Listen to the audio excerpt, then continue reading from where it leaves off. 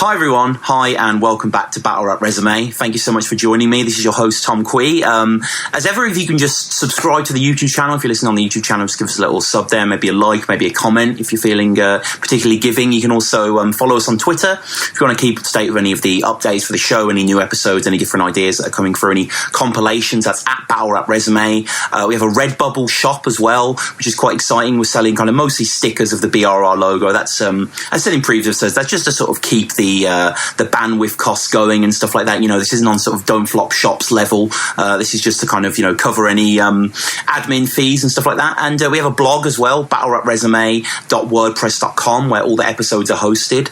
So yeah, they're the main ways you can get in contact with us. And I just want to say again, thank you to everyone that's been listening, subscribing, getting in contact. We've had some fantastic episodes recently. This has been a particularly good month. I'm sure if you look back, you'll agree. So yeah, if you're new to the show, maybe just listen to today's guest, check out all the old episodes. I'm sure there'll be a battler that you like, or maybe a battler that you hate, and you just want to find out more about them. But, that's all the glory of it. So go back there and check it out. Anyway, today's guest is a new face, but one who, in terms of Don't Flop, I can't think of anyone that has had such a quick ascension, like really flawless, never put a foot wrong, and risen to the top of the ranks in just, you can't even be jealous of how this guy's done it. He's just done it. He hasn't even done it in an arrogant way. So we're talking about Juan today, and just before I introduce the guest, I just want to kind of emphasize the fact that this is a guy who, his tryout is in April 2014 against Double D, and in less than 2 years, i.e. in kind of upload time, so February 2016, he's at a birthday event, basically 3-0 Charron,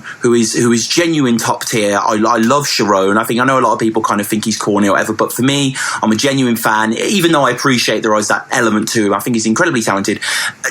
Juan, are you pinching yourself? Is this how you saw the Don't Flop journey going? Did you just want a few battles and see where it goes? To go on to a 7th birthday after such a quick time, it's amazing. Yeah, I know. I had no idea it would turn out like this. Yep. I just applied for the fun of it, really. Like, I've been watching Don't Flop for years, so it was always something I wanted to do. Mm-hmm. But I didn't even expect to call back, because I was applying at the time, and it was Mr. 13 who was in control. Right. I don't know if that had like something to do with me getting a call back because no one was already applying or whatever. Yeah. But, he gave me a shot, and I was really surprised. You say you've been watching Don't Flop a little while now. I mean, where did that start for you? It was quite a cliche way to start watching Don't Flop, actually. It was through Blizzard, obviously. Yeah. But not actually through Blizzard Mark Wrist. It was because I used to watch quite a lot of like grime freestyles and stuff online. Mm-hmm. And the top comment was like just from the Don't Flop channel saying, check out Blizzard's new battle on our channel. And that was actually Blizzard versus H-Bomb. Oh, wow. Okay, so a while ago. Yeah. Yeah, that was actually the first Don't Flop battle that I watched. Right. And I just kind of went on all the recommended videos and that, and then became quite a big fan in the end. Yeah, I mean, it's great, isn't it? That initial rush when you're kind of catching up on everything and just kind of like introducing yourself to the roster. Like, clearly when you write as well, I mean, and I've seen you rap in person, actually, I should say. We were just talking about this before we went on air. We both live in Oxford, and Don't Flop did like a sort of Oxford, but like, does anyone remember when Copyright came? Remember that disaster of Copyright? Like, that was so built up. Didn't even turn up to his own tour. That was the worst thing. It's like he's not even that big. Like I know, like he's bigger in the echelons of like he's a known rapper. He's had R.A. the Rugged Man on his track, but yeah, and just him not being able to take Tenchu's bars really pissed me off. I was like, this guy does not get the ethos of it at all. It was a bit of a letdown. But one of the good things about the Copyright tour was that you were there and you were rapping with your guy as well. Are you like a duo or something? It was mainly for him, really. Like, obviously he wants to perform as much as possible, and he thought that the only way he could really get on the through me. Yeah. But like it's my friend's Sam Mansell. He's called Side, and he's I've been rapping with him for years, like since like 15 or 16. Mm-hmm. I thought it'd be like a new kind of crowd, but to be honest, like half the crowd was my friends anyway. So really, like, I mean. Yeah, no. When we were there, just to say, was saying himself. He kind of said it out loud to himself. He's like, "Mate, I've done enough hip hop nights to know that like a Tuesday in Oxford is not going to be popping." And you know, it wasn't popping. Ogmios was there before, and Dots was there. It was like, you know, it was great to watch the sets and stuff. But yeah, in terms of an actual event, it was maybe a bit of a pipe dream slightly. But you say you've been rapping a lot, so you do have that as well in your arsenal. You aren't just kind of the nerdy, ironic guy. You're the nerdy, ironic guy that has flow. And I mean, was that something that's important to you coming into this? Well, I did quite a lot of music before Don't Flop, but like when I look back at it now, I think it's just so shit. Like, right. I would never promote it anymore. Well, you're so young though, aren't you? You are still so... You haven't been to uni yet, have you? No, I literally just finished school like about a month ago. That's like sixth form. But like, yeah, people always like mock old videos of me, but at the same time, that was literally like 3 years ago when I was 14, if you know what I mean. Like, it's not the end of the world. No. Yeah. But yeah, I don't know. People kind of forget how young I was at that time. How young you are, man. I mean, it is just genuinely really impressive. Like, I mean, dare I say, is there any kind of, you know, are you like one-to-one famous at your school? Because I guess like when you're like that age, everyone knows everyone's business. So people must know. I guess like it's kind of what I'm known for around school, at least. I don't know. I wouldn't say I'm right. You're a humble guy. I get that. You know, you don't want to, but I mean, it must be just quite cool. Yeah, definitely. I don't know. It's a bit tiring. Everyone thinks of me as the Don't Flop guy because, you know, there is more to my personality. Yeah. But yeah, that's what we're here for, man. Yeah, I guess so. But I'd say like a lot more people that I didn't know me now because of Don't Flop, just in and around Oxford, if you know what I mean. Yeah. Is there a scene here? Because I mean, I live in Oxford, to say, like, you know, I'm a huge hip hop fan, but I've never really found any nights here to go to. There doesn't seem to be much on. I don't know. Like, there's some stuff at the Cellar every now and again. Do you know many Oxford rappers at all? Or? I can't say I know any, to be honest. You should check out Rhyme Schemes. Right. It's quite. Yeah, he's very good, Rhyme Schemes. And also a friend I brought to Cellar. Yeah, Side, so yeah. He's good, yeah. Yeah, I remember him rapping about not to trust the BBC, and I was like, you know, conscious rapper. He does all that, like, political conspiracy bullshit. Right. But, like, he's actually a very good rapper, I think. No, you guys were good together. You guys were very good together. Thanks, man. So, I mean, we'll get into the first battle. This is you against EDD. This is the golden age of Don't Flop, the Raise the Bar 2014 tour. You know, Mr. 13 there. I have to say that I rallied into Mr. 13 in an earlier episode with Bard, and Bard defended him. And in this battle, I quite like him, actually. He does give a different edge to the judging, doesn't he? He's more banter based, for want of a better word. He'll talk. He's not just kind of Twitter person on my left, go. He's kind of got a bit more, you know, individuality. No, I like him a lot, man. Like, I didn't really understand the whole hate around him. Like, I think obviously with any new host that comes along, there's going to be a lot of hate just because people aren't used to it and people want to find a reason to hate anyway. But I thought he kind of had a kind of new kind of charisma, if you know what I mean. Yeah. I don't know. I quite liked him, but I agree. And he says that this is your like a tryout got cancelled for you, and this is like your second one or something like that. Yeah, well, I was battling this guy called Kane Stamp. Right. He was actually like he's quite a big. I wouldn't say he's big, but like he's been on like GRM Daily and stuff like that. But yeah, that was scheduled. That bout was set up 2 weeks before the actual Raise the Bar date. And then it got cancelled a week later. So my actual tryout was like 5 days, 6 days prep in the end. Right. Which, so yeah, I literally just wrote so much for those 5 or 6 days. Especially because like I was doing GCSEs at the time, but it wasn't the point where I had to revise loads. So I just kind of didn't really have anything on my plate at all. So I just wrote so much for that. And you know, this is quite a big crowd. Like, this was the event where Yunnan Old English, I think, was the headliner battle, really good battle, and the room's bustling then. But even now, for the tryout, there's quite a lot of people there. Tony's introducing you. Like, I mean, were you nervous? Is it quite frying pan fire sort of thing here? Yeah, it was very surreal, actually. Like, I don't know how many Don't Flop events you've been to, but like seeing all these people, you see like every day on YouTube in the flesh is so surreal for me. And like Tony was like didn't really know how to pronounce my name or whatever. It was so weird, like talking to this person that I watched countless times online was introducing me in front of a crowd of 100 people or whatever. I tried to find your music, find something new in general, but typing in EDD just gave me the new in generals. I mean, I was searching for time to hear you spray lyrics, and in the end I couldn't find this dude lace rhythms, yet you still act like you're a new age spit. I think you entered the game. Nah, it's like spelling colour the American way, cause you ain't in it, so... And obviously, you know, you are one, as it were. You and one are one. Like, it's kind of like, it's not really a persona in the sense that you are just clearly a very chilled back guy, you know, very kind of got that sort of, I mean, I use the word mocking, but you know what I mean? That sort of sarcastic in a good sort of way, in a cutting way. Like, was there any thought process into who am I going to be as a battler? Or was it very much, I'm just going to be myself?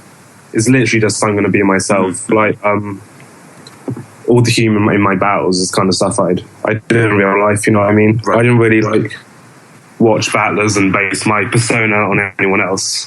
I mean, obviously there's similarities with other people, but I tried to make it my character as convincing and like as realistic as possible. Because you know, everyone's like, a lot of people hate on my delivery and say they don't like the whole chilled out thing. But at the same time, I think if I was to try something too like aggressive or whatever, or you know what I mean, like pander more to that kind of style, it wouldn't seem natural at all. No. So I kind of wanted to use a style that was reflected my personality in real life. Yeah, I think in the Charron battle, you seem to get quite, you know, you do get not physical, but you definitely a bit more out there, aren't you? You kind of, you know, got a bit more of a confidence. But maybe like a April Fool's, you know, Ogmios and Harry Baker went on grime. You could do like a sort of gun bars battle or something, like, you know, that could. There's actually like rumored that me and Rob Wilson were going to do a grime clash like a couple of years ago for April Fool's, but I don't think that really worked out in the end. I think that's kind of battle that would only be accepted by like a forum kind of crowd, but anyone else clicking on it would be like, what the fuck is going on? You know? It's like, if you didn't think battle rap was lame, then you know, don't click on this. Yeah, talking of this, we have EDD, who, I mean, I don't think he battled again. I think he's one of those tryouts that sort of popped his head out the burrow and went back in, sort of thing. He, you know, he's very much the generic kind of spitter of this era. He spits incredibly quick. You know, a huge stream of multis. His eyes don't move though, so it's quite discerning. It's almost like a bird. It's like he has no soul when he spits. It's kind of, you can't like get on board with it as an audience member. It was, I don't know, I think that was mainly his downfall, was the speed he was rapping at. I don't know if that was to do with, you know, like the time limits. Obviously, you have to cram quite a lot in, not that much time, especially with Mr. 13, always cuts people off. But I think there were a few good bars in there, but you can't really make them out across the rapid fire. But he was okay, I guess. Yeah, he wasn't bad. I mean, you know, he talks about you'll get banged, sillet. He said that. He did say that, kind of like in the kind of random menage of bars here. There's no sense of authority. He talks about, you know, gruesome bars with ransom notes piled to that sort of thing. You know, it's not that good. You call him DJ Smile, which I thought was quite funny. The famous Huddersfield kind of. If anyone doesn't know DJ Smile, just YouTube DJ Smile. You'll never forget him. Yeah, I didn't think many people understood that bar in the room. No. I don't know, I actually watched DJ Smile, but obviously because I was at school at the time, everyone was watching it and sharing the video about, and I kind of saw the similarities there. Yeah, physically. Kind of slimmed face and I don't know, you know what I mean, with his look. But, yeah, he's quite gaunt. He's quite horse-like. I mean, he's Double D's got a bit of Rodney Trotter about him. You know, kind of in that way here, and you know, you say that Double D makes him sound like a massive tit. You know, we're going this sort of direction. Spelling color the American way, because I don't see you in it. I think, that's Chilla Jones spat that bar. You know, wow. 2 or 3 years later against Tony, didn't he? But you know, in that third round, yeah. So I was kind of quite forward thinking. Right. Yeah, quite miffed that King Pen would dare With Dead Dread. He's as Double D's as complex as 2 Chainz lyrics, and I mean, kind of, Juan, a lot of your style. I'm talking about the Sleepy Battle specifically, but Jay Dillon as well, where you kind of bring up old bars and quote people and make them look silly. Kind of Heretic, does this sort of thing as well.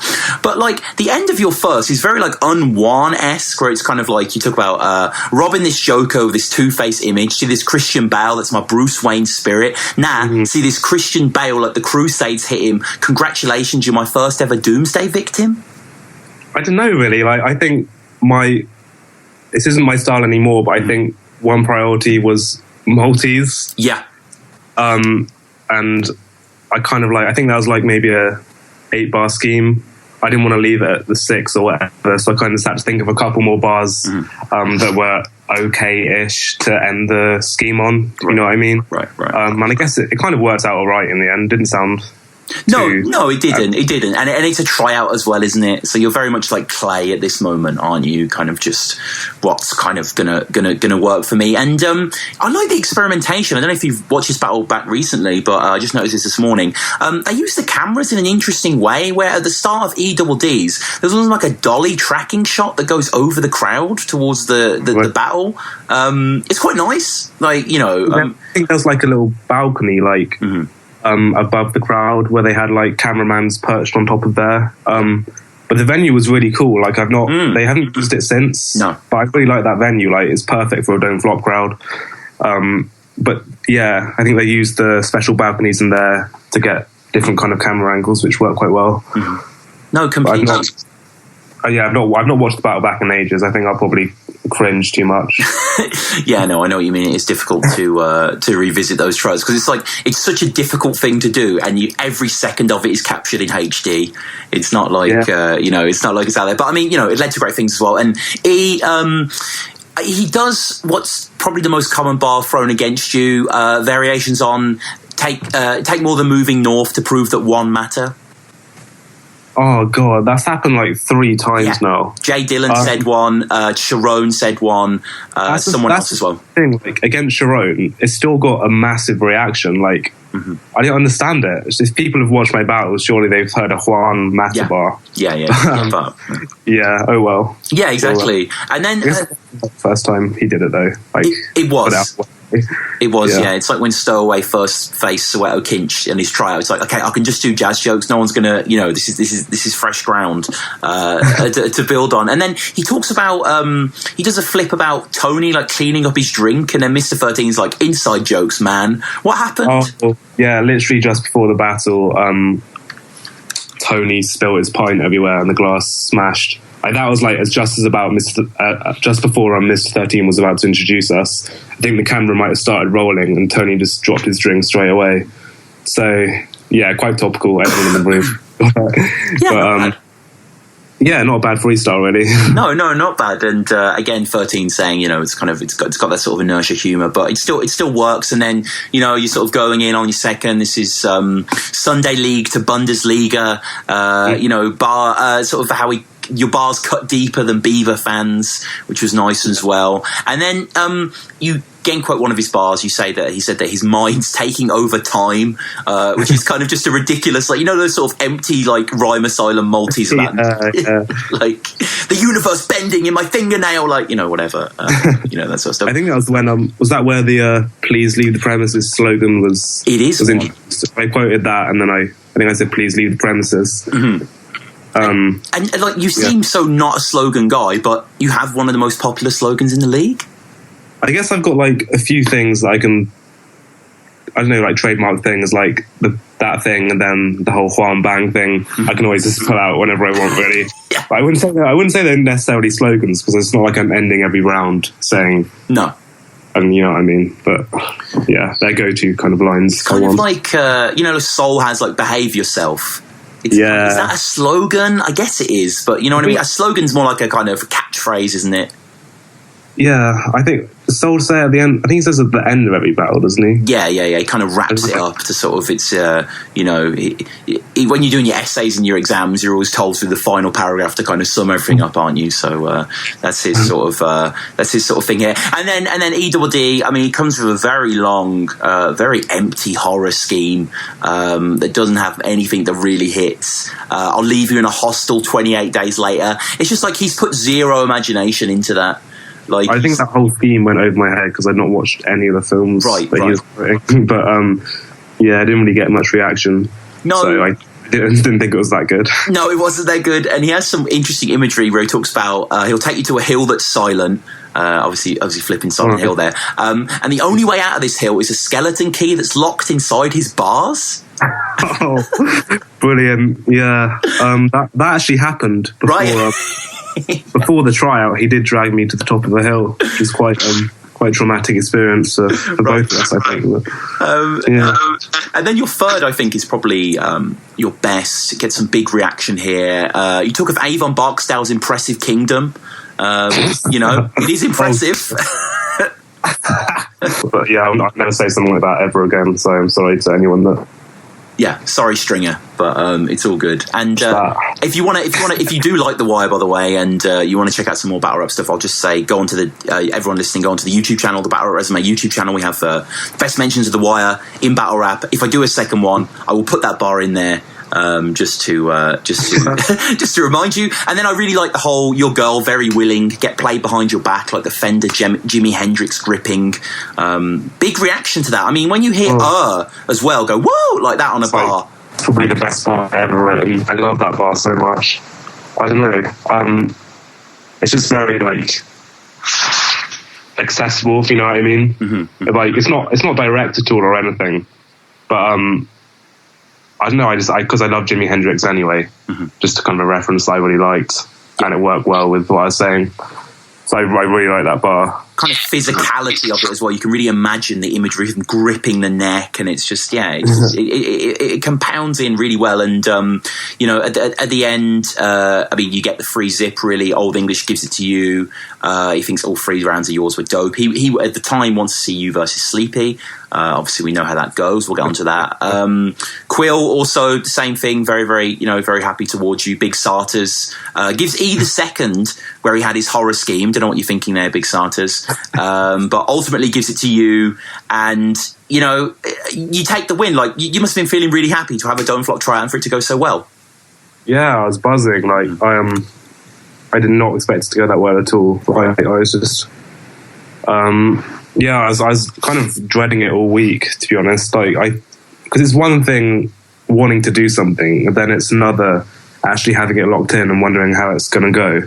But I was not expecting the kind of reception I got, and like I had loads of people coming up to me who I've watched on YouTube for years and like saying that I did well. So it was quite a surreal experience. Who like? Really. Like Tony, like Pete Cashmore, I was quite happy with. Oh yeah, Pete Cashmore. Obviously, Mr. 13, quite a few there. Right. But yeah, I was really happy with how it went in the end. And this leads into your next battle, part of the top 8 tournament against Jay Dillon. Because I tried to find your music, clicked on one of your vids in my windows, expected to see you spitting a sick flow. Nah, that shit just made me picture a kid with a syndrome licking a window. How did this come about? Was it quite quick? Like, were you saying, okay, I want to battle again? Was like just reaching out to you? Like, no, not at all. Like I had to. I started messaging Mr. 13 in the end. Because I was kind of fed up of waiting. And then he was like, yeah, I'll have a word with but I'm not sure anything really came up in the end. Yeah. So I was forced to message about it, which I didn't really want to do because I didn't want to seem like a beg or anything. But yeah, he was like, I messaged him saying, is there any chance I could get another battle or whatever soon? And he was like, yeah, I've been looking for your Facebook, but you couldn't find it. So I guess they were trying to make the effort. Yeah. But I couldn't, yeah. But that was like, I hollered him maybe 3 weeks before the end of my GCSEs. So like for the whole of the Jay Dillon battle, I was doing all my GCSEs and that. And like the day it happened was the day after I finished my maths GCSE, which is the last one. Yeah. So I had quite a lot on my plate at the time, actually. Right. And it worked out in the end. And how do you find that? I mean, does it stress you out having like verses to remember and sheets to revise, or can you just handle both? It does stress me out quite a lot, not gonna lie. Yep. Especially like nowadays. I think it was alright back then, because GCSEs don't really matter that much, I guess. But, I do find it stressful trying to juggle two. I think that's why I took kind of a hiatus recently, because I didn't want to juggle the two at the same time. You know what I mean? Yeah, and you've got such a body of work, to be fair, in such a short time. And I mean, I assume you're going to university next year, and like the first year, that doesn't mean shit. So like you need to battle a lot that year. Yeah, no, I've got a gap year actually. Oh, next nice. Year. So that's 2 years I can just kind of battle shit. a lot. But yeah, I think hopefully I'll take a few battles in the next year or so. Mm-hmm. Obviously I can't if I'm traveling or whatever. Right. But then first year of uni, especially because I think I'm going uni in the north, like Sheffield or Leeds. Nice. So I can do like the revivals and that, which should be good. Yeah, that'd be dope, man. So this battle with Jay Dillon, again, this is the first battle, first of your battles for the top 8 tournament. This is Camden Carnage, Fiddler's Elbow, always bigging up this venue, classic venue. Ogmios is there, Mr. 13, Callum. There's a guy with a very visible Japanese red dot shirt.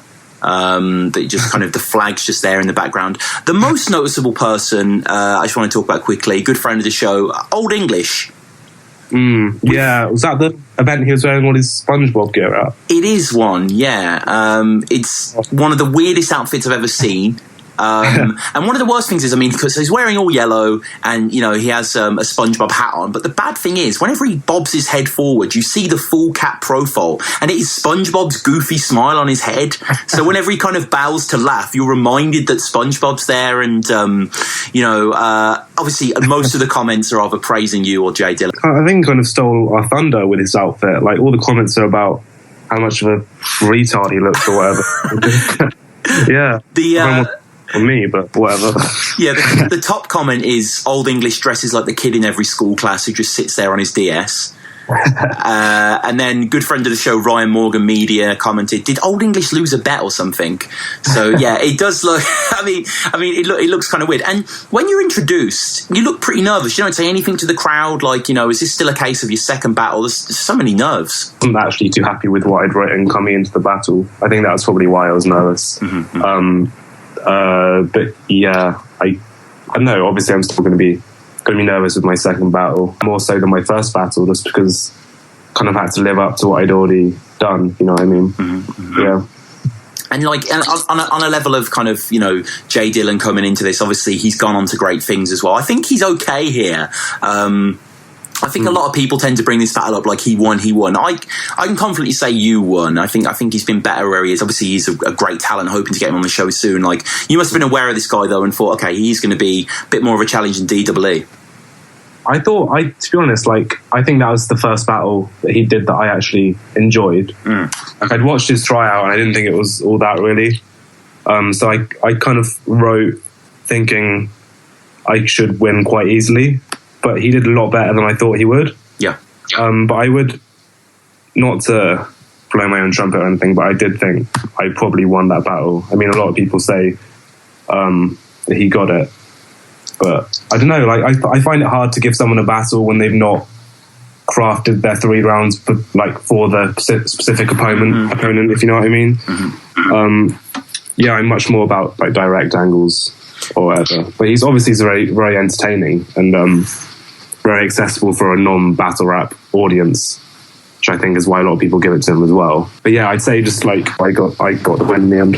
Yeah, I think on a level of artistry, I'm just kind of like, what composition we should say, yeah, you definitely take that. It's just joke, a lot of kind of dad jokes, really, and some of them are okay. Beating me some feet like Centipede, he's a centipede, it's just kind of like, I don't know, I find it a little cringy, to be honest. I don't tax that well. It doesn't really make you look like anything, whereas you kind of make him look like a bit of an idiot, really. Going in on, with that facial hair, you should let it go, man, and those shirts that you wear checkered, whoa fam. If you add those factors together, bro damn, there's something about you that screams generic folk band.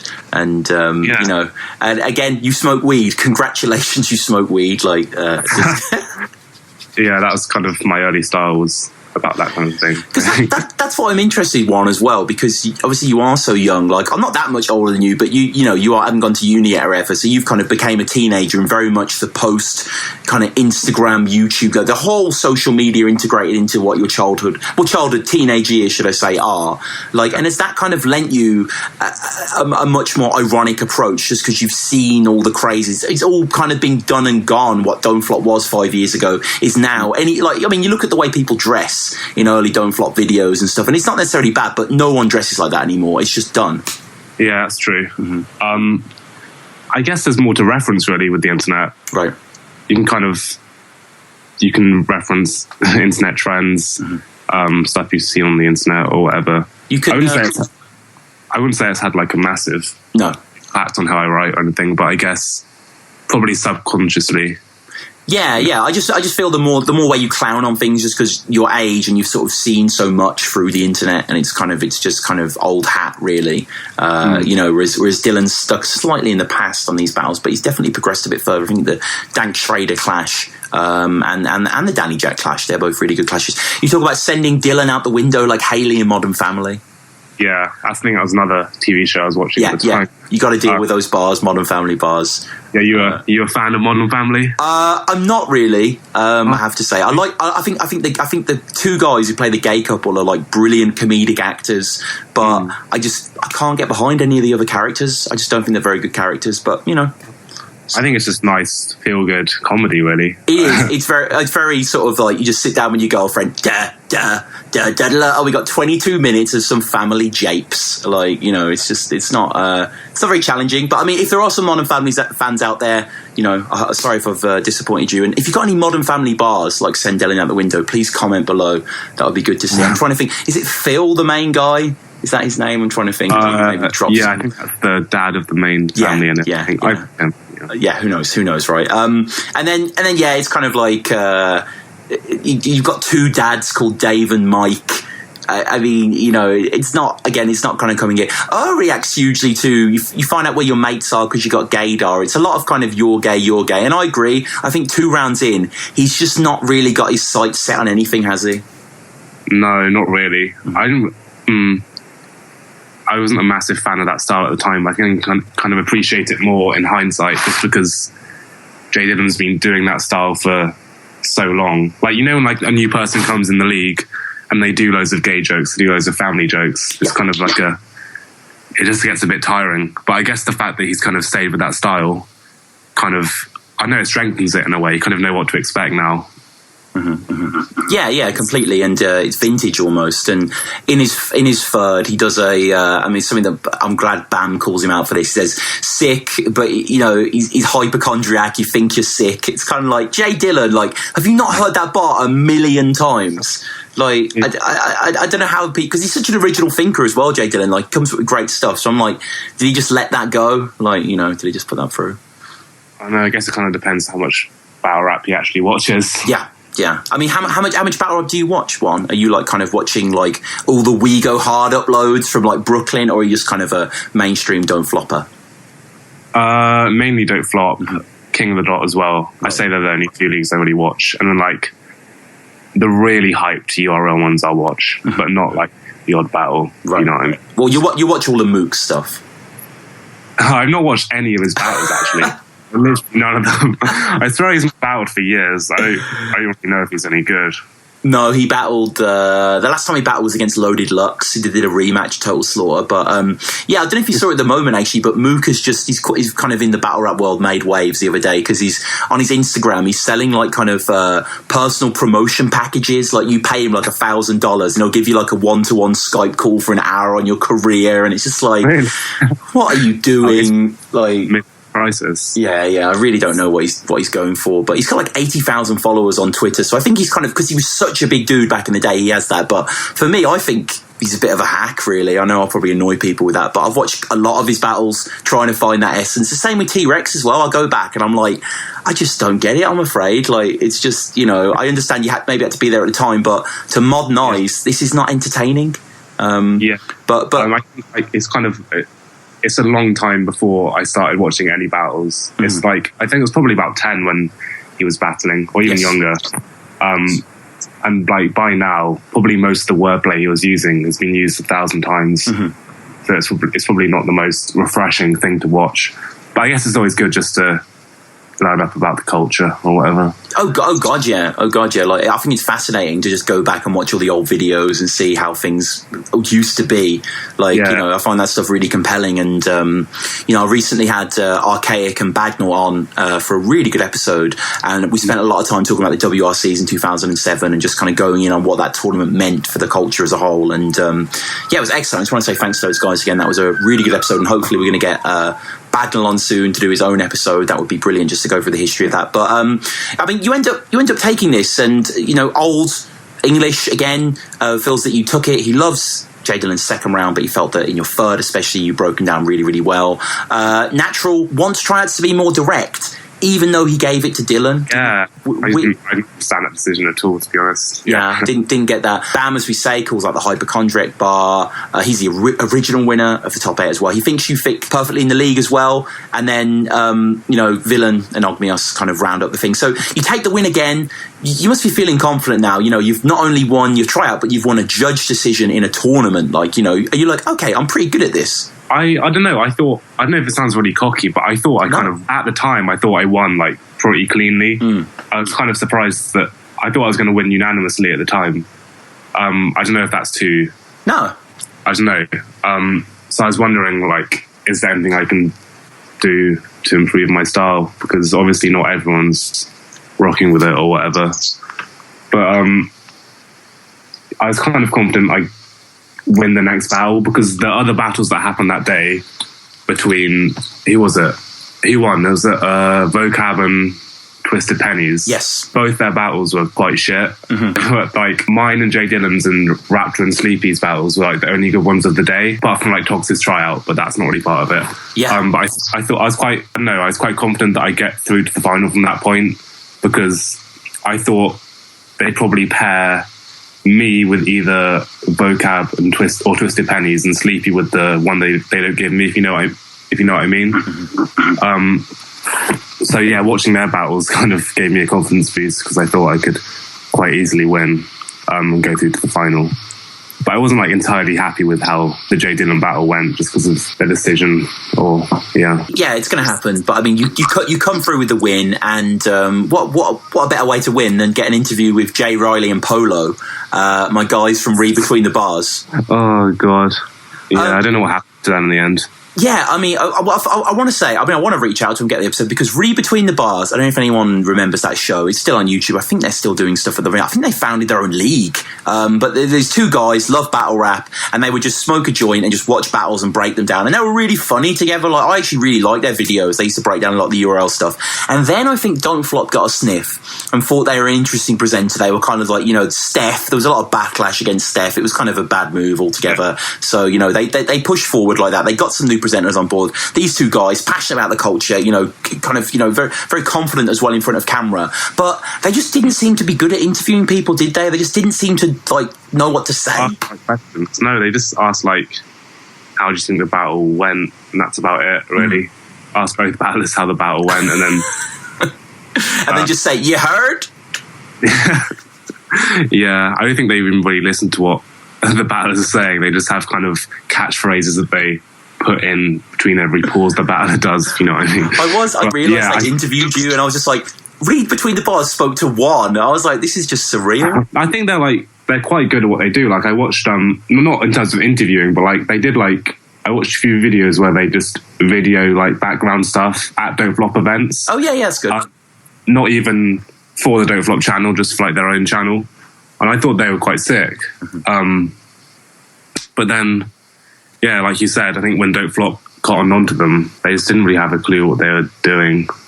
No, it's a shame, and I hope they do more videos soon. And again, if you guys are listening, I want to get you on the show, and I'll try and reach out, because they were really great people and really funny guys as well. And it's quite telling, perhaps, that in the interview that you did with Jay Dillon and them, the top comment is, "Wow, is it bad to say that I prefer Mr. 13?" So quite telling there. But yeah, again, shout out to Read Between the Bars. If you're listening to the show and you kind of like, oh, I love this battle rap media commentary YouTube stuff, then check out their channel, Read Between the Bars. They broke down tons of great stuff. They had an interview with Norbs on there as well from URL. That was fucking crazy. Yeah, really cool. So those guys are doing it big. I hope they keep continuing with it. But before we get into the next battle, which is your kind of, your triumphant battle against Sleepy G at 6.5, I just want to talk quickly about King of the Ronalds. I didn't realise you had a little affiliation with them for one battle. No, that was actually that was between EDD and Jay Dillon. Right, that makes sense, yeah. But they dropped the battle, I don't know how long after, 6 months after, as King of the Ronalds do. But yeah, I guess I kind of wanted just to stay active in between Don't Flop battles. Right. And I don't know, I probably wouldn't do that now. No. But just good to battle, I guess, to have some more experience. No, you're right. You see that a lot with people, don't you? I remember Cracker early on went to Barmageddon for Pete Cashmore. You just want to keep going, don't you? You just want to get the brand out there and kind of do these various things. But before we get onto the Sleepy battle as well, I wanted to. I remember the first time I actually saw you. I was kind of aware of you, and then I saw you at Sixth Birthday. Where you battled Tongue Twister, yeah. I mean, I remember seeing. I knew Tongue Twister, obviously, and I was kind of, who's this one guy, whatever sort of thing, And I was quite surprised. I wasn't really that rocking with you at first, just because I think, a lot of people, I was a bit like, who is this guy? He's quite slow. He's quite ironic, And then, kind of, obviously, I'm a big fan now. But that was a big deal, wasn't it? That's a huge stage, the lead stage. No, I think the thing was, it was meant to be outside originally. It wasn't meant to be a main stage battle. And then literally I arrived at the venue and I was like, yeah, you're going on in 15 minutes or whatever onto the main stage. So if I appear really nervous or shaky in that performance, that's literally why it is. Because I was not expecting that kind of crowd at all. I thought it'd be like a 50, 100 man kind of thing outside the venue. But I was not ready for that kind of stage yet. No. And I mean, you own it and it's your own thing, so it's no big deal. But yeah, for anyone to go in for battling for 6 months to put on a birthday stage, a legitimate birthday stage, as you say, not outside, on the actual thing with a big crowd there. And, I mean, I can't really remember. The only thing I really remember about the battle is Mr. Tongue Twister saying, you look like Harry Baker, fuck C major or something.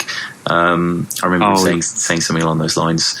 I don't think I really watched that battle. It's probably my worst performance, but and it's weird how this tournament goes, isn't it? Because I felt that the top 8 tournament's just kicking up again now. Shout out Danny Dack with the training days. That's really, really exciting. But this tournament was a good tournament as well. And I mean, did you see it as well? I always felt, okay, Don't Flop are doing this to set Raptor up. Like they want Raptor to win this. And maybe when he lost to Sleepy G, it was like, what the hell just happened? No, if you watch the Sleepy versus Raptor battle, all the judges are so reluctant to give it to Sleepy. I think it's quite a clear win for Sleepy, actually. Right. In that battle, but all the judges are like, they're saying, I really don't want to do this, but I'm going to give it to Sleepy. Yeah.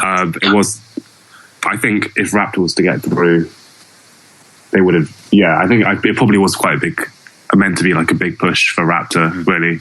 And I mean, he didn't need it in the end, though, did he? So it's all right. He didn't know. And one of the shames is, I mean, these tournaments set up the infrastructure for the next year or so, the mid-tier in a lot of ways. Who wins and loses gets more battles.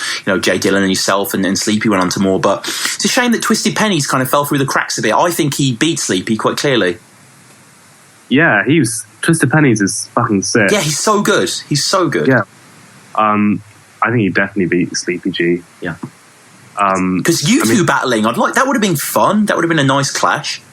No, I would definitely like to do that. I think he's very, the angles he takes are very original. And his lines, you don't know where the references come from really, but he's very creative. I don't know if you have you heard much of his music as well? I haven't want to. No, he's very good on beat. Do you know, I don't know if you know Kamikaze, the grime rapper. I don't want all these youthful guys. All right. Well, he's kind of blowing up at the moment. I think Twisted Pennies is like one of his best mates or whatever. Oh wow! But they've done stuff together. Yeah, Teeps. Yeah. I remember watching that. I remember being.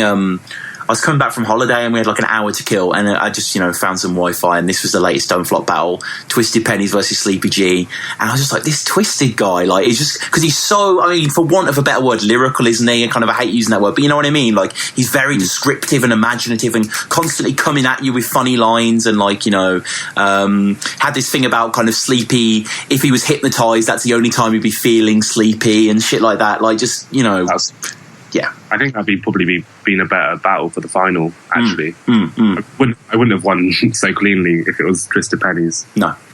No, I agree, and I think he's coming back. I think he's doing some beat stuff as well. But we go to the next battle, which is against Sleepy G. Because in terms of writing, your B Magic / J Pro style, not very exciting. Boring punches, incredibly lifeless. With that American style, it's like you forget you're from Brighton. It's like a bibliography. You copy the URL just to credit your writing.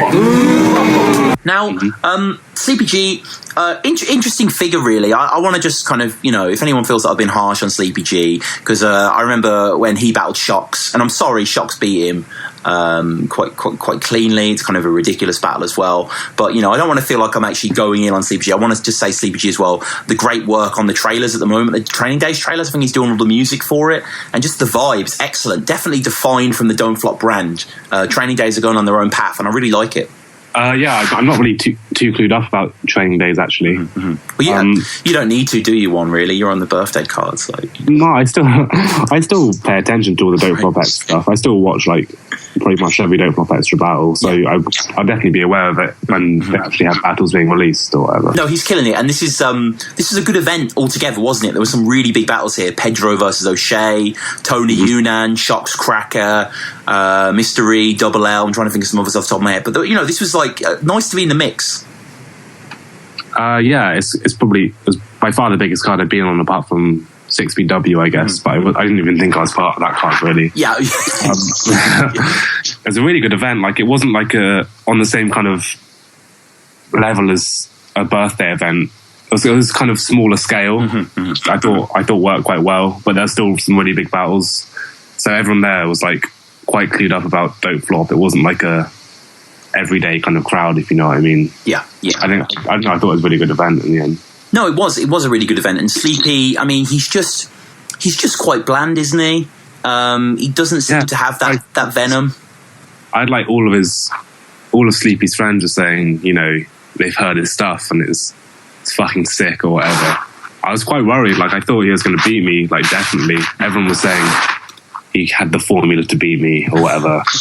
But I was quite surprised with how he came in the end. I don't know if it was the crowd. The crowd might have been more up for a jokey kind of style, but his just did not pop off at all on the day for whatever reason. It's quite cringy, actually. It is quite cringy, and the guy himself, I mean, he's always on that kind of borderline, isn't he, where he's just going to make himself look a bit kind of, I'm trying to be cool kind of thing, and kind of, you go in on his URL nature as well. But yeah, I mean, the battle to me has very much the air of Pat Stay versus Arcane or Pat Stay versus Ilmac, where it's quite obvious from the first bar who's going to win, and the opponent kind of has to go through the motions. This was quite settled there, and he just can't sell bars, and just kind of has quite a boring flow. He's talking about how you have to admit that you borrowed stuff to Shuffle and Marlowe, and they're going to the West Coast, and talking about how you were on King of the Ronalds and the Get Slated thing, and just the actual ideology of the argument doesn't really hold up. It just doesn't I don't think he got anything on you in the first, really. He just kind of I think it's a lot of what he was doing was trying to clown as well, and I don't think he's suited to that style at all, really. I don't think it really works for him. I think that's where he comes across as quite cringy. Yeah. I think because Sleepy has good bars sometimes. He can actually write, but he's not very naturally funny. No. I reckon that's why that was his downfall, really, in that battle. Yeah, I agree. Yeah, I agree. And you come with the prepping for this, should I come personal or strip your style down till it's cheesier than Five Graters? He applauds. He's a good sport. He's rocking with it. You need to the drawn out structure is something you need to build on, like an architect. That's really fucking nice. Talk about how he said the word finner. Evoking him as a trap god. Which is quite funny as well, because he does kind of have that nature. And you talk about his weight, but only because he talks about his weight. And you have this kind of caustic, just that kind of way you deliver that. Like that's almost like a huge punch. Just that kind of I don't know quite how you do it, but yeah, just and then the whole asking for feedback mid-match, like the Tinder app, like it's just come on, this first round you must have felt quite confident, like okay, you were scared. Sleepy's mates have been like, this guy's got Lux style material, but clearly he hasn't. Well, you're like, I'm gonna win this, I'm gonna be top 8 champ. No, I was very surprised with how it went down. I was thinking, is this a one-off, like all my rounds gonna land like this? Like I was more concerned, like, oh, he could still win this battle 2-1, if you know what I mean, because I thought I got the first, but I was afraid that he'd come back with something that would, win the battle or whatever. But obviously it was a massive confidence boost to go into the battle and have that much reaction in the first round.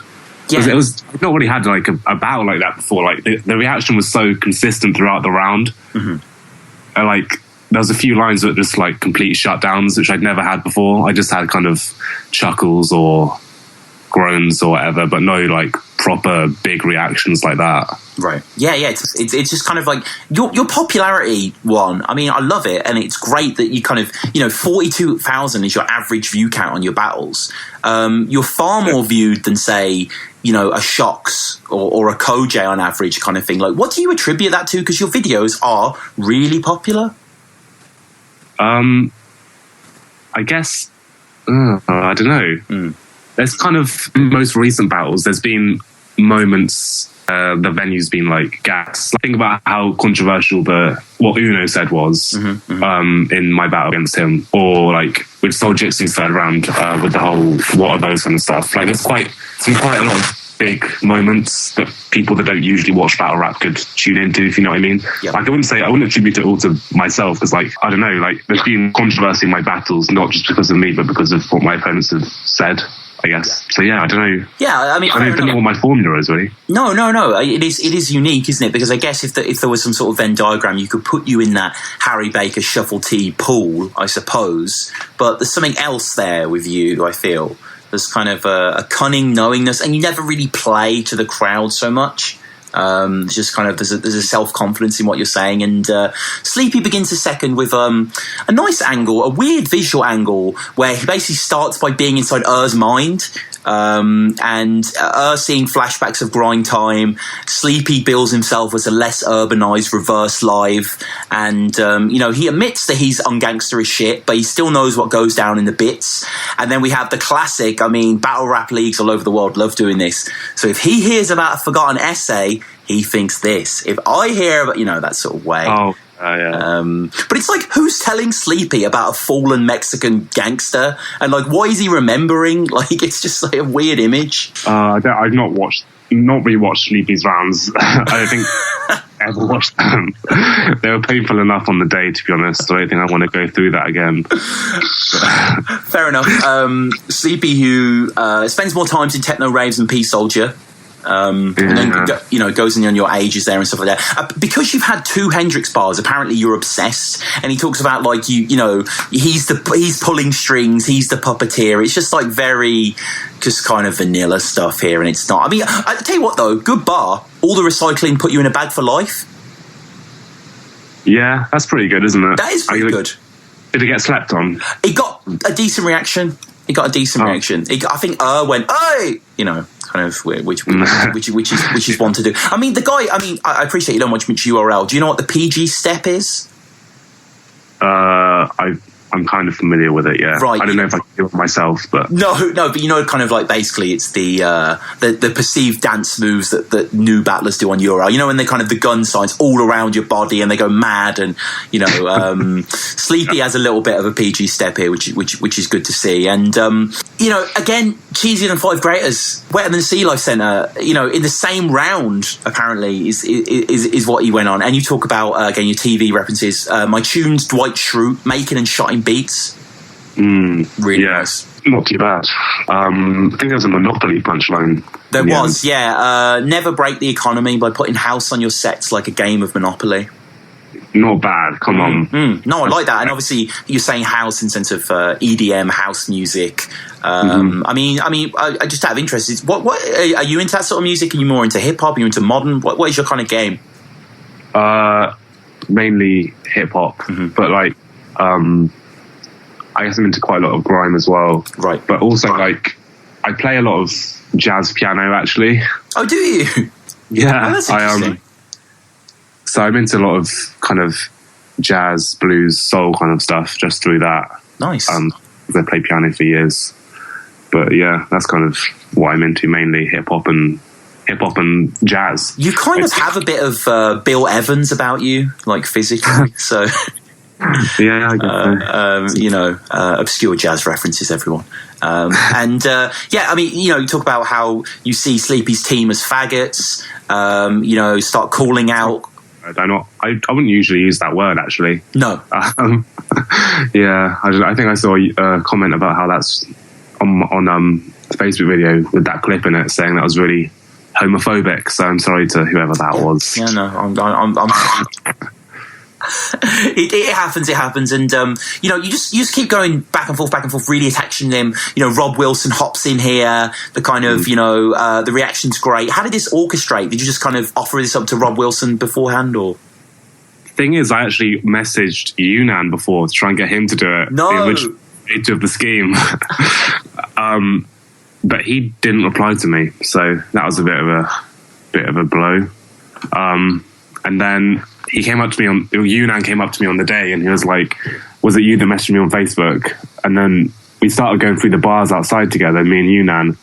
And then the plan changed to me, Yunnan, and Rob Wilson all doing it together, which would have been quite ridiculous. But then Yunnan was like, I don't think it's going to pop on with the crowd this small. I think it's going to look terrible. So he kind of backed out of it. And then because me and Rob have been practicing bars. Well, he had the Heretic battle that weekend as well. So we were Skyping coming up to the event. So we kind of knew each other's bars anyway. Right. So he was able to just step in and do that with me. And yeah, it's a really funny moment. And Sleepy in his third kind of, I mean, if you know, we've kind of been ragging on Sleepy here, and we're going to continue to. In his third, he does an impression of Denzel Washington. I don't know if you remember that. Oh, did he? Why did he do that? I don't know. He pretends to be Alonzo Harris from Training Day. And I think the quote is something like how, you know, he's saying like the street is my office or something like that. And it's, it doesn't really ride. I mean, the crowd really aren't rocking with him. It's quite notable how silent they are for the majority of it.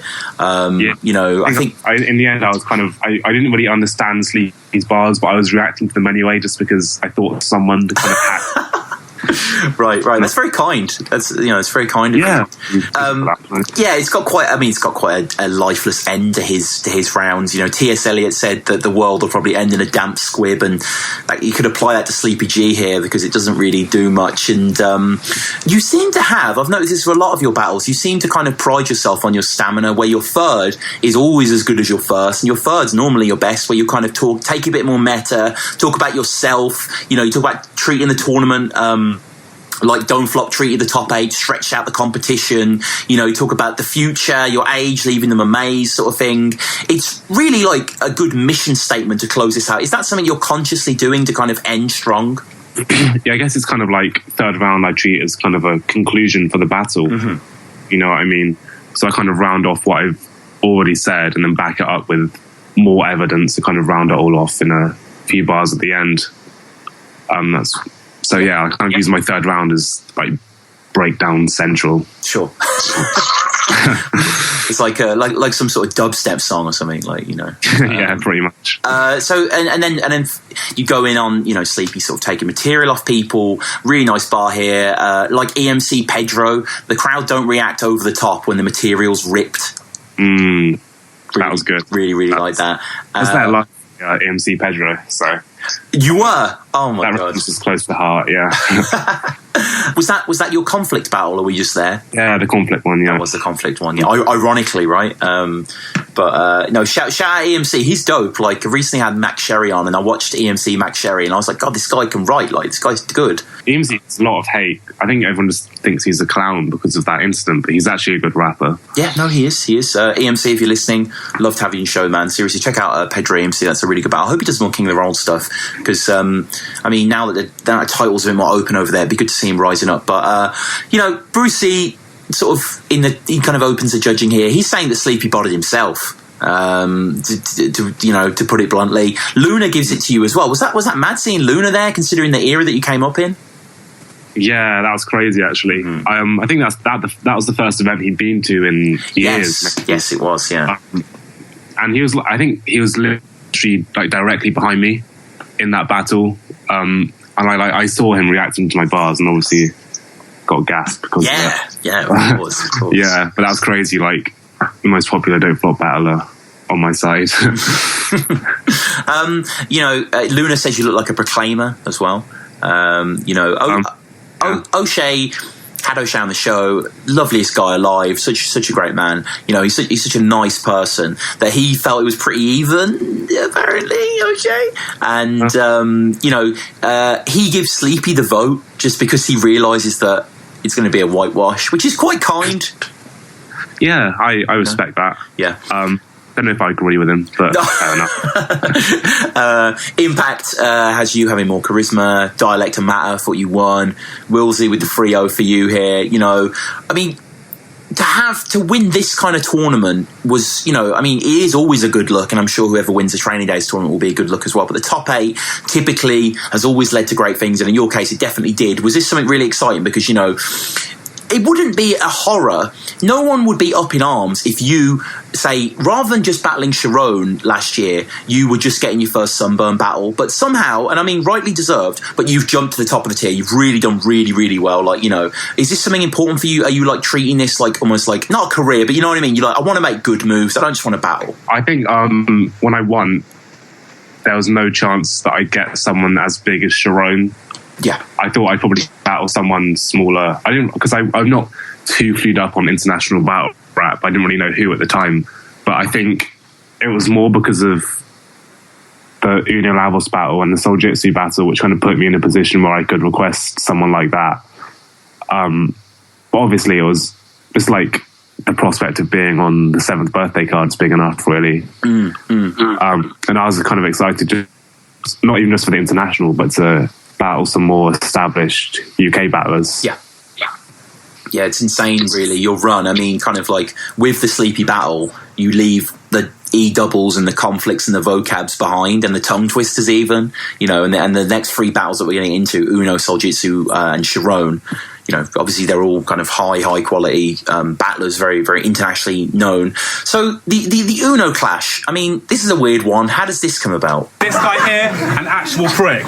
That's why I might come up and ransack your crib, roll up with a big 9 strapped in my hips, and then let the bullets explore. They're like Anthony Smith.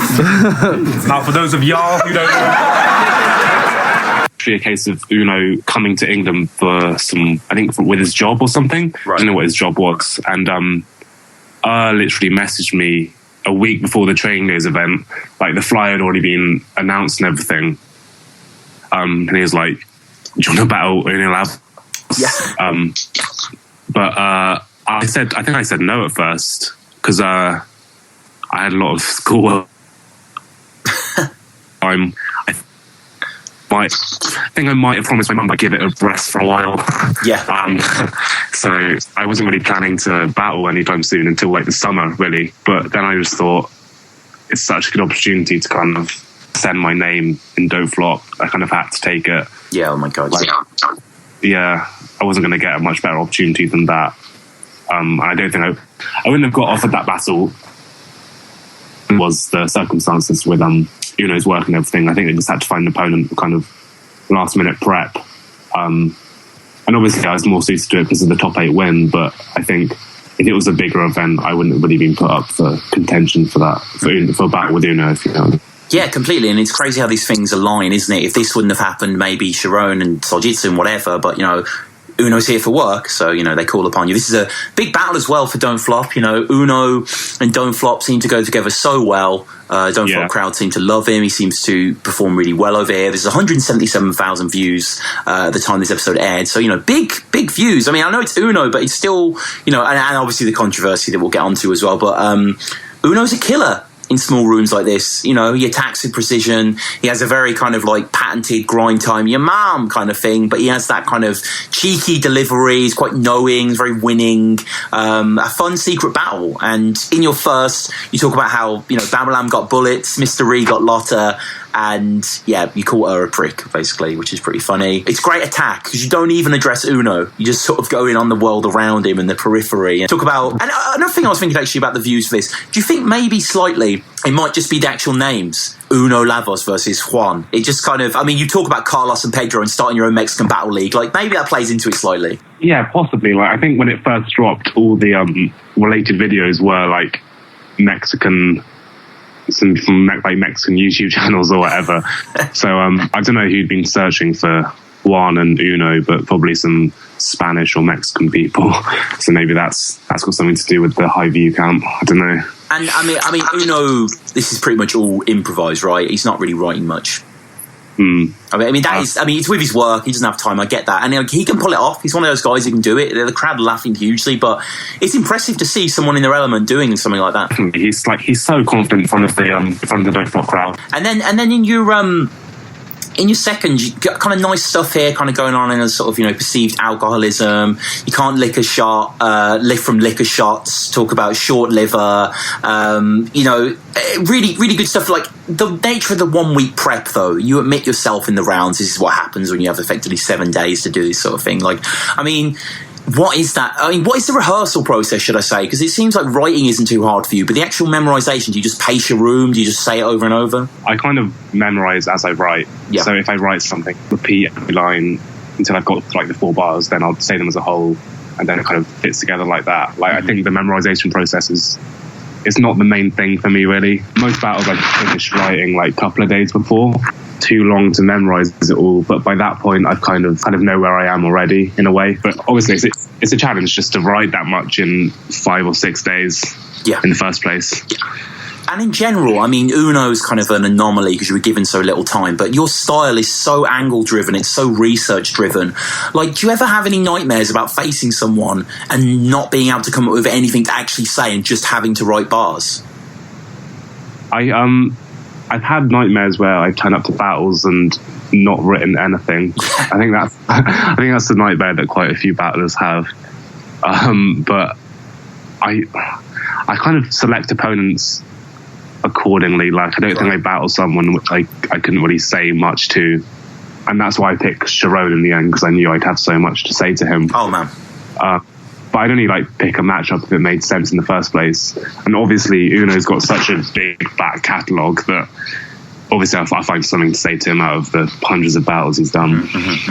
Yeah, no, I mean, it's right there. So yeah, the reason most people know this battle is for the third round, Uno begins, he kind of laughs to himself almost, he can't believe he's doing this, and he says that it's all off the top, and then he just says, like, this is your girlfriend, and then points out someone in the crowd who's obviously not very happy about that. It's quite a terrible moment, it's quite a funny moment, it's a very cringy moment. Like, what was the feeling in the room, like, after that? Very awkward, really. I don't think anyone knew what to do. People laughing, people jeering. Heretic was not happy. Oh, well, obviously Heretic's not going to be happy about that. His face, you can see he's torn between just wanting to laugh and his principles. It's a beautiful battle to behold. Yeah, the whole room is completely split. I think I was laughing loads, but I don't know if that was awkward laughter or what. I think I did find it. I secretly found it very funny, but at the same time, you have to feel sorry for the victim in that situation, especially because obviously they're just coming down to the event to have a good time, and they don't really deserve to be singled out like that. And Uno, he kind of. He strikes with the iron's hot, as it were, because he goes straight from into a kind of what could be appealed as transphobic on his part, but it's definitely not. But you know what I mean? He's just kind of called on some person in the crowd there. Straight into the Jewish jokes. Which kind of, again, poor heretic, still struggling away on the front row. Doesn't know where to laugh, doesn't know where to cry. You know, it happens, this kind of thing, and this kind of back and forth. You know, and Uno winds up his third, and I mean, you get through your third, it's fine, it's good, but it's just, you know what I mean? Kind of in the aftermath of what's happened, it's slightly swept away. Yeah, I think everyone's a bit shocked about what just happened. Really. I'm not actually a Jew. That's a big thing that people bring up, but I'm not actually a Jew. No. So I guess we can't really be too surprised that Uno would make up that angle. Mm-hmm. But yeah, just to any future opponents, I'm not actually a Jew. Right. That's a battle rap resume exclusive there. One is not Jewish. The next big card you're on, this is an awesome card, Sunburn 2. So many good battles on this card. Tony D Raptor, Shuffle Yunnan, Kraft J Short. That was a good one as well.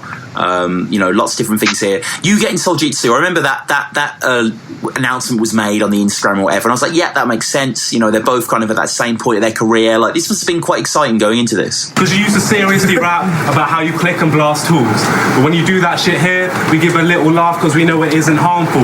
Because those gun lines, something you knew we disregardful, so you went mainstream through tongue in cheek like Dizzy Rascal. Nice. Yeah, it was. I think a battle between me and him had been on the cards for a while, actually. I mean, when I was battling Tongue Twister, originally it was meant to be me and Soljitsu, but Soljitsu turned it down because he thought I wasn't ready or something.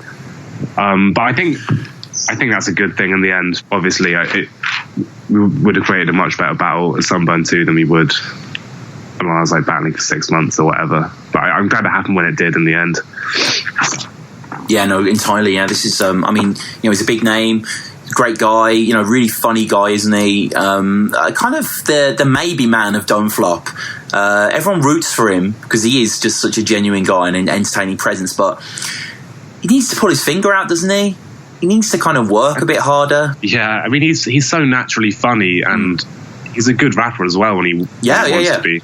So if he just took a bit more time, put more time towards it, he could be like one of the most popular in Don't Flop, like definitely. I think. Well, he's very popular already, but I think he could definitely live up to his full potential if he just tried a bit harder, really. Yeah, I think especially when you're given like an international at 7th birthday and you're choking, it's just like, come on, guy, like, you know, it's a big battle, like. Yeah. It's to be honest, like I'm so about the preparation game. So. Yeah. No, choking is horrible.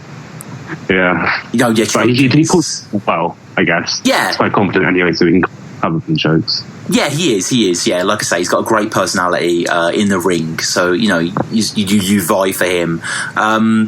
You talk about in your first, you know, you took a hiatus, you were struggling for angles until you found out that he's part of a crew called Constantly Getting Money, and round one pretty much wrote itself, which is really, really funny. And then you sort of go in on the crowd, always making money, earning 5 stacks for the time I turn my back, you know. And then the mind-bodying soul thing, were you aware that was a bar, or are you just such a kind of not watching all these battles? Like, to be fair, how are you going to know about this Fresco battle if you've never seen it? You know what I mean? Yeah, I mean, everyone said I bit in the bar, but that battle was a bit before my time. Mm-hmm. And obviously, I'm not going to watch a battle and then steal a bar knowingly.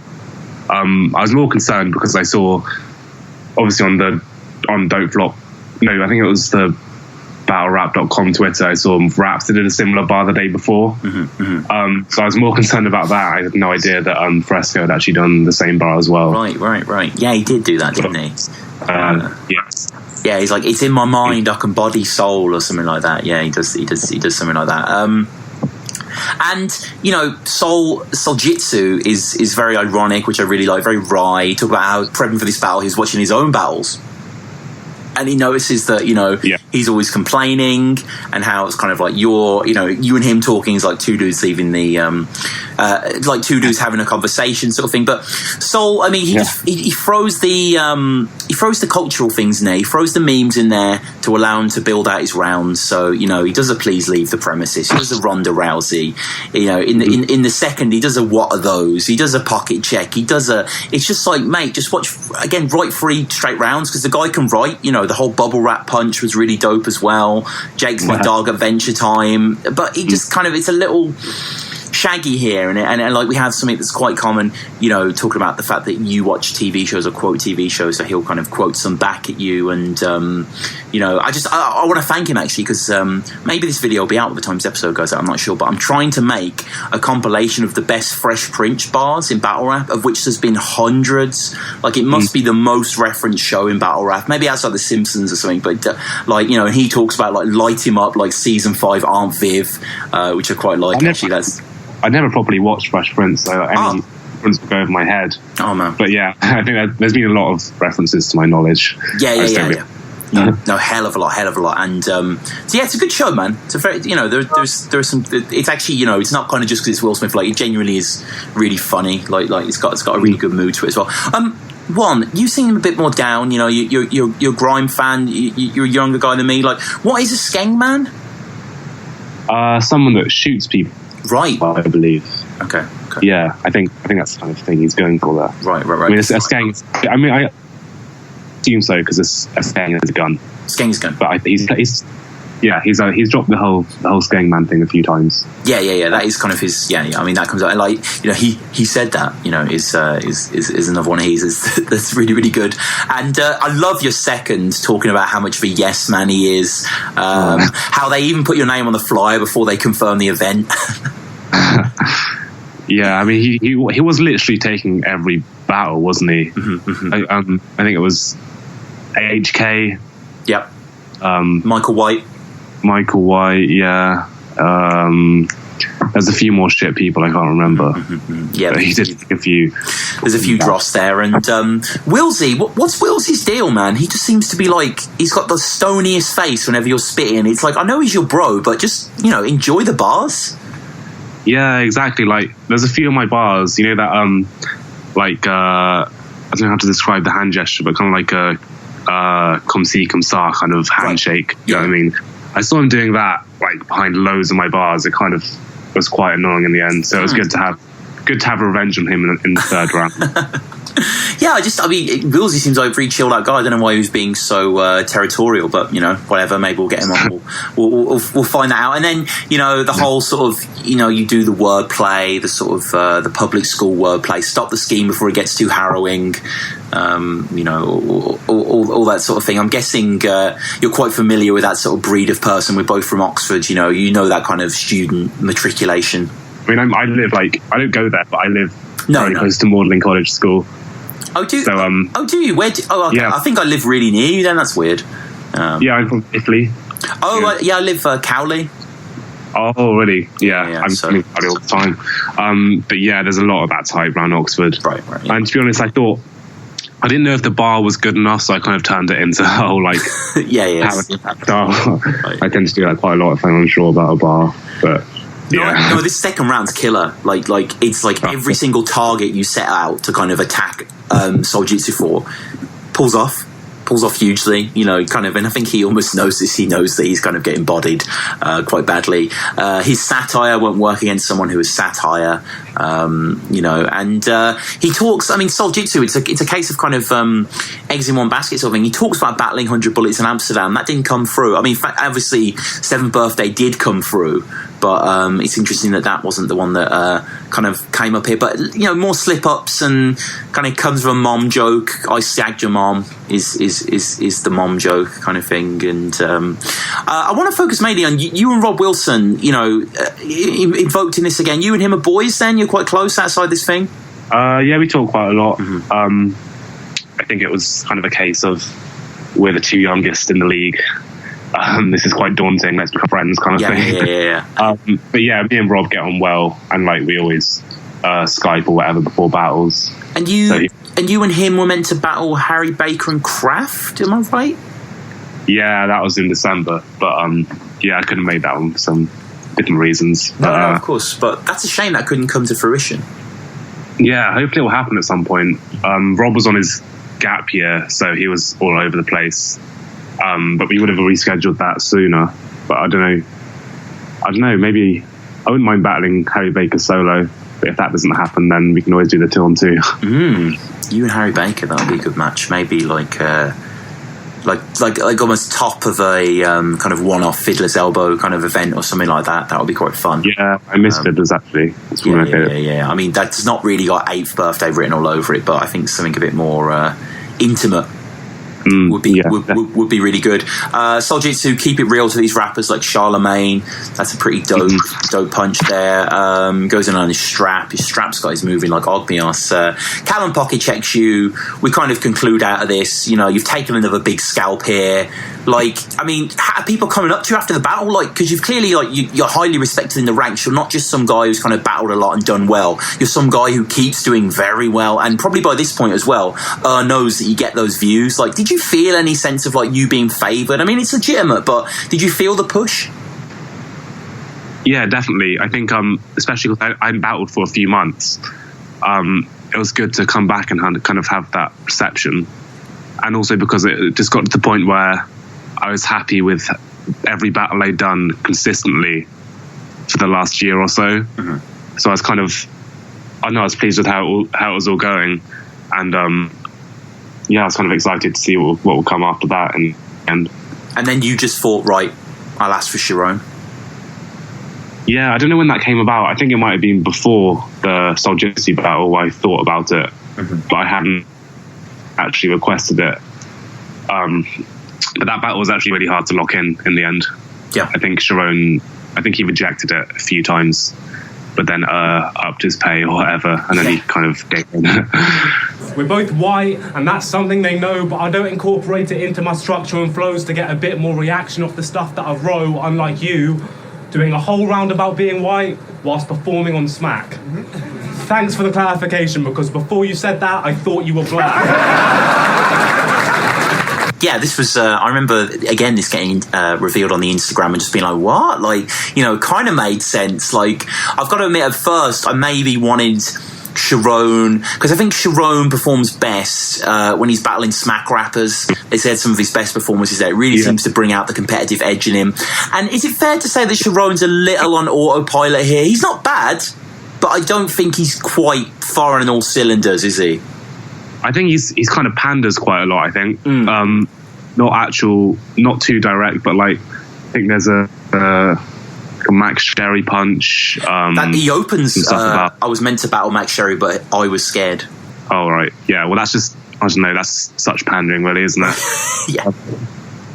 Well, yeah, and again, he says, when I snap, the crowd go, and then, like bullets and shuffle. Yeah, I don't know, I think it's kind of, you can do it, but I think it's quite lazy to do too many bars referencing other battles. Yeah. I think, I don't know, because especially with a Don't Flop crowd, they're all going to get that reference. Mm-hmm. So they'll react anyway, but the actual line isn't that good, but it will still get a reaction, you know what I mean? Yeah. Just because everyone's with it. Yeah, entirely. And we come with another One Matter bar as well from Charron. And the first is great by you as well. You say the thing you share in common with Charron is that Mook stays ducking you. Talk about him doing a whole round about being white whilst performing on Smack. Thanks for the clarification. And then I just love the way you break down his style as well. It's got 4 on demand, the bars, catch up with the program, the whole wordplay element. You really seem to be in your element, as it were. You seem to be quite confident now. Like, do you think you've cracked it in your head? Are you like, okay, I know how to battle, and if I do this, I can beat people like Charron, so why stop? Yeah, I just kind of doing it by that point, and played to my strengths on and then just in the second as well, I really like the fact that Charron says in the first, like, they're only listening to what you say to hear me, what I'm going to rebuttal. I think it's probably true as well for some North American fans. Yeah, no, for sure. A lot of them are listening to this. A lot of the King of the Dot fans will be listening to that battle, watching that battle, and just be like, Juan? Who's Juan? You know, but you know, it's a really fun battle. And then the second as well, you go on Emily Tilly, yeah, and all the you know, the Ross Geller, Dinosaur Obsessed, flew to London for Emily, like Ross Geller, like something like that. When that comes together, when you wrote that, we like, oh, I've got this second round. This is a killer punch. Yeah, I was so happy with that line, especially to like round off that round as well. I think it's very accurate. They kind of look a bit similar as well. I didn't mention that, but yeah. Can you see that? I mean, just recently I told Bagnall and Archaic that I felt that Immaculate looks like Bon Jovi. They didn't see it, but I will pander to you, and I will say, yeah, okay, I can sort of see the sort of frame for sure, sort of that stocky kind of, you know, slightly, I don't know, what's the word? Kind of, you know how Ross has that kind of goofiness to him, I guess. Yeah. I actually saw have you seen those? I don't know what show it is in America, but I saw a rap battle between James Corden and David Schwimmer. Right. I don't know if you've seen that. Yes. And David Schwimmer just sounds exactly like Charron. The way he raps, like his cadence and everything is so similar to Charron. I think there's some definite similarities there. Look at me when you can imagine Ross saying that. Yeah, definitely. And then Charron, just to wrap it up, Charron quotes, I mean, you've got to do pandering bars, you say, when you're on the Don't Flop crowd, even though Don't Flop loves Charron, whatever he'll say. But he quotes the 2010 World Cup in South Africa. I don't know if you remember the first game, I don't know if you're a fan, but like, I believe we were playing the USA, and Robert Green, our goalkeeper, basically, he caught the shot, but it went through his hands, and you know, we ended up drawing the game. And he's like, you know, World Cup, the shot you got the shot, but it went through your hands like Robert Green. And I was like, that's just, even for a football fan, that's just quite an old reference. Like, you know, it was an odd choice. But you know, and then you end up. Yeah, it's quite obscure, isn't it? It didn't really have any relevance in 2015, really. But. No, not at all. And then you know, finally you have the flip on the third. Autistic people hate change. Like, is that something you want to add to your game? The flip ability? I'll have to admit that wasn't actually completely off the top of the head. Like, I think I had a line talking about how he'd pocket check Shug, and I was going to be like, why'd you do that? I thought autistic people hated change or whatever. But I turned it into a flip for that situation, which actually paid off really well in the end. Yeah. It's a huge reaction, and I mean, do you think you won? I think you won. I think I probably won. Mm-hmm. Yeah, I wasn't too sure on the day, but I think watching it back, I probably had the better angles and was more direct. Especially happy with my third round in the end. Right. That probably clinched it. But yeah, I think I won. And did you find 7th birthday stressful in terms of, a lot of people complained about the crowd? Not really. Like I stayed quite quiet at first, but they were reacting accordingly. Like, it wasn't completely silent. Mm-hmm, mm-hmm. I think it was worse on the second day, where I don't know what battles happened, like Shocks and Lucifer. Yeah, that was bad. Bullets, Soljitsu, and they just didn't really get much reaction at all. But for the first day, it was all right in the end. Yeah. There were. Yeah, Dialect and Gem had a great crowd for it, and stuff like that. So that wraps it up. Before we get into the final questions, like, you do have, I mean, I appreciate you don't want to give it away, but you are battling at Sunburn this year, are you? Yeah, I am. I don't know when this episode's gonna air. I could just give it out. Yeah, it's not going to come out for like 3 weeks, so yeah. Oh, that'll be when Sunburn is. So I'd say battling Big J at Sunburn 3. Yeah, interesting one. Very interesting. He has a lot of momentum as well, you know, coming back after a year. This will be fun. That's a good matchup. Yeah,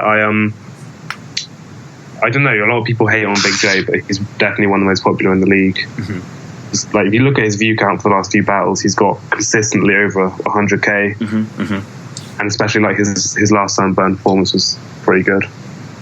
So yeah, that should be a good one, I think. Yeah, I think that works for your style as well. I mean, if you were to say like I'm battling Craft D, it'd be a bit like but like I think Big J, yeah, that is that could be a sleeper hit. That could be like, you know, low key major battle. And how are you feeling in your material? Are you feeling confident working towards it?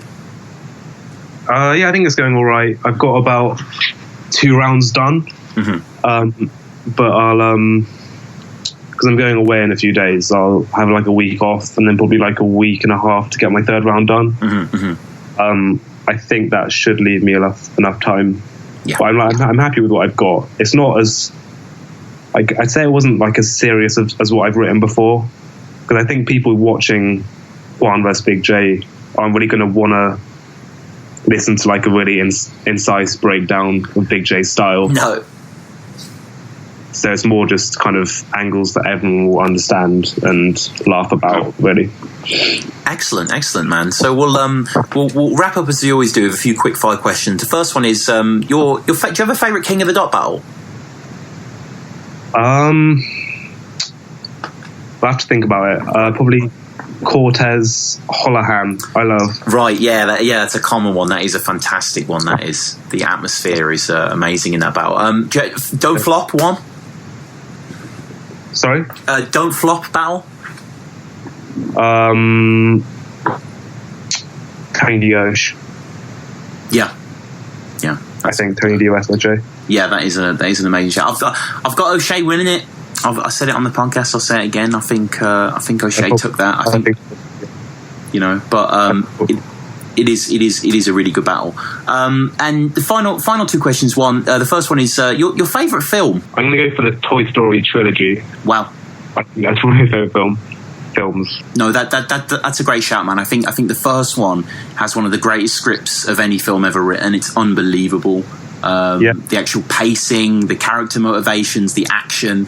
Like this French girl moved into our flat the other week, and we were chatting about things, and she said that she doesn't like Toy Story, but she likes like lame DreamWorks films. And I was like, fuck you. I was like, look, I'll be nice to you, but in the back of my head I'm like, if you don't like Toy Story, what's wrong with you? Like, yeah, I don't know. And like, they're so consistent as well. Like, it's rare you Pixar sequels that are arguably as good as the first. That's what, you know what I mean? Yeah, that's what's such a shame now, that Pixar is just like raping its own corpse. Like, they're just making these crappy sequels. And when we were kids, they were just like knocking it out of the park with original franchises every day. And it was just like, now it's, I mean, Finding Dory, I don't know, and maybe it's good, but I don't have any interest in that. You know what I mean? Have you watched Inside Out? I thought it was terrible. Really? I loved Inside Out. I thought that was a great film. I felt the concepts were fun, but the story was so boring. Like, it was just another rescue story, and the mind could just do whatever it wanted, so it never felt genuine. The rules were fun, but and also Bing Bong, one of the weirdest, most uncomfortable characters Disney's ever created. He wasn't like charming. Didn't you find him like seedy? Wait, who was he again? He was the imaginary friend. Oh, I don't know. I liked it all, really. I don't know what it kind of played to what I expected of the film. I didn't expect like a really complex plot or anything. But I guess it was just quite entertaining to watch, just chill out, and quite a feel-good movie. So I guess in a way, it's quite depressing though, isn't it? About kind of the mechanics of your mind and how at whim we are to anything. Yeah, it's quite scary in a way. Mm-hmm. I think it is scary. Just think about how your mind works.